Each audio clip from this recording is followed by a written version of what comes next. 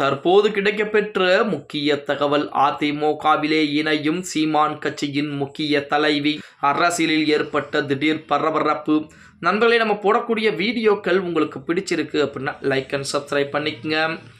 அதிமுக என்பது மிகப்பெரிய ஒரு இயக்கம் அப்படிங்கிற தகவல் நம்ம அனைவருக்கும் தெரியும். அதாவது 2 கோடிக்கும் மேற்பட்ட தொண்டர்களை கொண்டு மிகப்பெரிய ஒரு இயக்கம். அந்த இயக்கத்திற்கு பொதுச்செயலராக எடப்பாடி பழனிசாமி அவர்கள் இருந்து கொண்டு அதிமுக வழிநடத்தி கொண்டிருக்கிறார். 2026 சட்டமன்ற தேர்தலில் வெற்றி கட்சியாக அதிமுகவை மாற்றுவதற்குரிய வேலைப்பாடுகளையும் மிக தீவிரப்படுத்தி கொண்டிருக்கிறார். அதன் அடிப்படையில் தான், அதாவது மாற்று கட்சி இருக்கக்கூடிய நபர்கள் அந்த கட்சியின் மீது அதிருப்தியில் இருக்கக்கூடிய நபர்களை தன் பக்கம் இழுத்து தேர்தலுக்கு முன்பாக 2.5 கோடி தொண்டர்களை கொண்ட ஒரு மாபெரும் ஒரு இயக்கமாக மாற்ற வேண்டும் அதிமுகவை என சொல்லி அதற்குரிய வேலைப்பாடுகளை அதிமுக இருக்கக்கூடிய முக்கியமானவர்கள் புறம் மிக தீவிரப்படுத்தியிருக்காங்க. அப்படித்தான் நாளுக்கு நாள் அதிமுகவிலே தொண்டர்கள் எண்ணிக்கை என்பது அதிகரித்துக் கொண்டிருக்கிறது.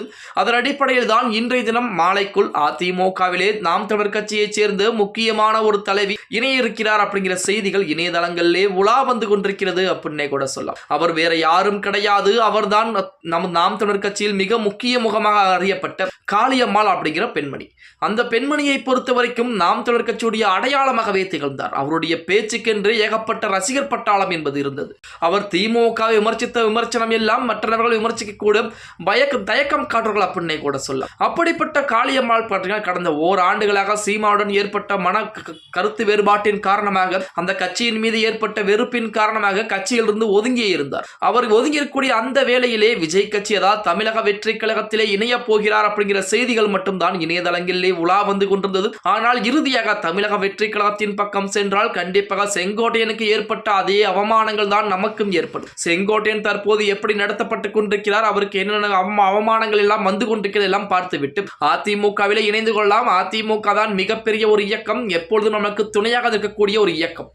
அந்த இயக்கத்தில் தான் நாம் இருக்க வேண்டும். அந்த இயக்கத்துடைய வெற்றிக்கு கண்டிப்பாக நாம் உழைக்க வேண்டும் என்று நினைத்த காளியம்மாள் தற்சமயம் அதிமுகவிலே இணைய இருக்கிறாராம். அதுவும் அதிமுகவுடைய பொதுச் செயலாளர் எடப்பாடி பழனிசாமி அவர்கள் முன்னிலையிலே இன்றைய தினம் மாலைக்குள் அதிமுகவிலே தன்னை கழக அடிப்படை உறுப்பினராக இணைத்துக் கொள்ளப் போகிறார் அப்படிங்கிற செய்திகள் எல்லாம் இணையதளங்களிலே உலா வந்து கொண்டுதான் இருக்கிறது அப்படின்னே கூட சொல்ல.